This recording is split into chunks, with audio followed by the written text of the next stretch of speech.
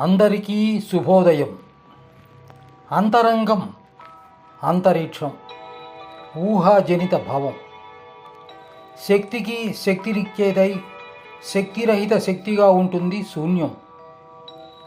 మహాసముద్రమందు ద్వీపాలు తేలుతున్నట్లు మహాశూన్యమందు వేల కొలది గోళాలు తేలుతున్న విశ్వం ఏర్పడింది. గోళానికి మధ్య ఉన్న శూన్యం ద్వారా ప్రసరిస్తూ గోళాలని చైతన్యపరచగల మహా చైతన్య శక్తిని దైవంగా మునులు గుర్తించారు.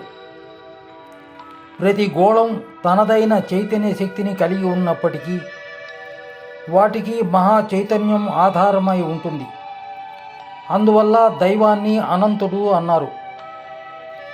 చైతన్యం సర్వభూతానాం వివృతం జగదాత్మనాం నాద బ్రహ్మ సదానందం అద్వితీయముపాస్మహే.